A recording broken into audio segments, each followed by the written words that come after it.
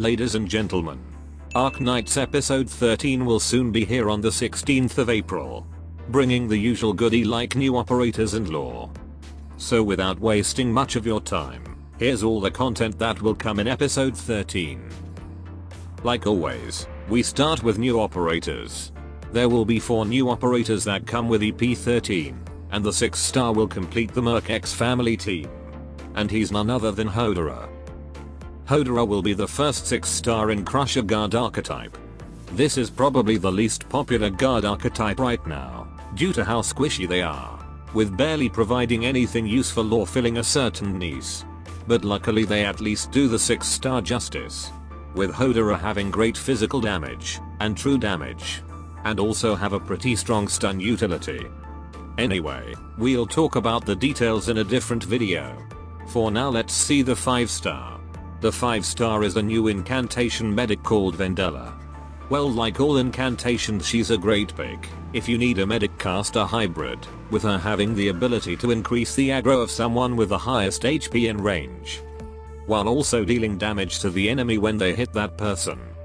The 4 star is Verdant. He's a doll keeper specialist. Overall a solid doll keeper, and to be used as a guard alternative. Personally, I could really use him for my regular IS run. As for the free unit, it's none other than Delphine, and she's a mystic caster. Okay, for the new skins. I think it was Halloween when EP 13 dropped on CN, so we got these new Witch Feast series, and they are D&D themed, I suppose. Anyway, here's the new skin for Quercus.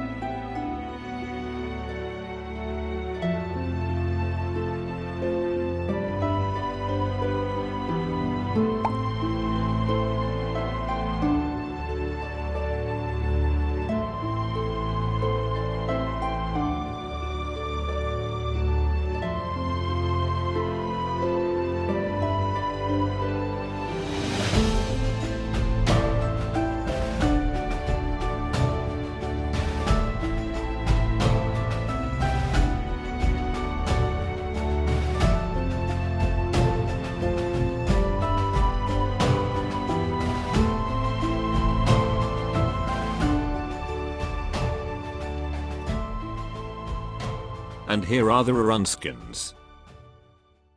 Okay, let's see the stage mechanics and enemies in this new episode.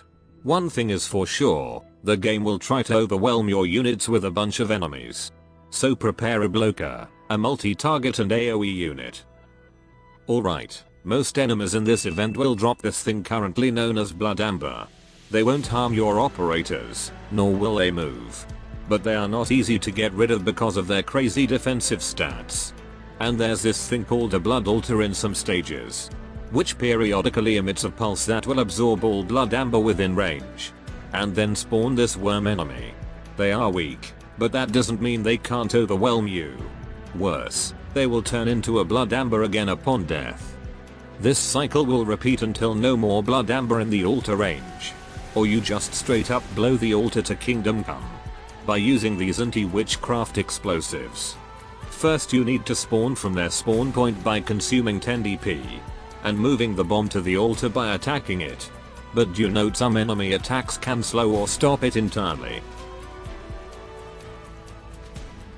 Moving on, let's talk about the enemies.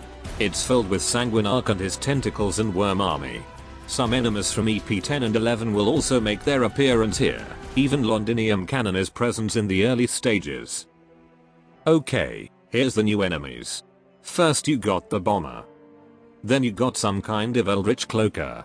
But instead of rushing to the blue box, they often circle around first, picking up blood ambers to be revived by the altar, or to the boss to be used. Next you got the Punisher. Despite their bulky appearance, they are quite vulnerable, and usually not a big threat. And we got these chunky boys. They are usually the biggest threat in stopping the witchcraft bomb, because they can block the bomb from moving, have bigger aggro, and can reduce your unit's attack speed. Then we got the Void Drifter. They are pretty much like those undead enemies from Reed Altar event, but can't be defeated in their other form unless you destroy the altar first. Then we got the Lasher, probably the most troublesome elite, especially with how they tend to spawn with trash mobs around them. Next we got the mini boss, Commander Ursula, or whatever the official is going to call her later. She is relatively squishy, but she will always respawn if there's still a blood altar on the field. She can also upgrade an altar to make it spawn blood ambers on their own, and reduces your operator's attack speed greatly.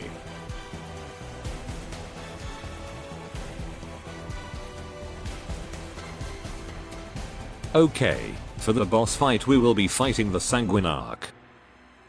Despite being the Lord of Vampire, he's actually super easy, barely an inconvenience. Or well, maybe. Anyway, in his boss fight there's his throne. As long as the thing is not destroyed by the bomb, Sanguinarch will always respawn and inflict stun and damage for different operators. So you might want to bring a stun counter like Therapist Medic.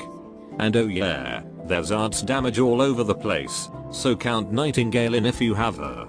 His first phase is nothing too dangerous, and can be defeated instantly when you destroy his throne. But his second phase is the real deal, with him having more stats, and a freaking 90% physical and arts reduction. Though this can be temporarily gone if he got hit by the bomb. And that should be your best chance to unleash hell upon him, or heaven, I don't know. But he also has more dangerous abilities in his second form, like spawning those blood ambers and creating worms. A pretty big arts damage, and also increasing operators' redeploy time. Since this is a main story, you will get a grand total of 46 yellow rocks, if you beat all of the stages. There's also an event where your sanity will be refunded if you quit a stage run in EP 13.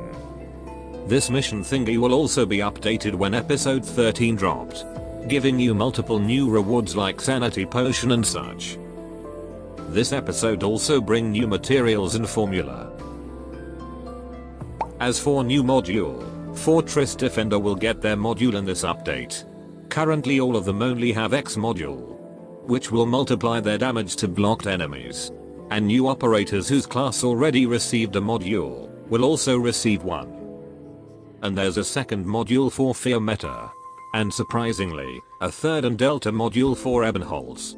All of this Delta module probably will give unique abilities for operators who received it. In Eben's case, his attack can now inflict necrosis damage. This update will also bring an option to customize the lobby UI. You got the default, arguably the only acceptable UI theme, and that is the Dark theme, IS4 theme, and Victorian theme I suppose. There will be a new operator accords and paradox simulation, and new furnitures. That should be all. Adios.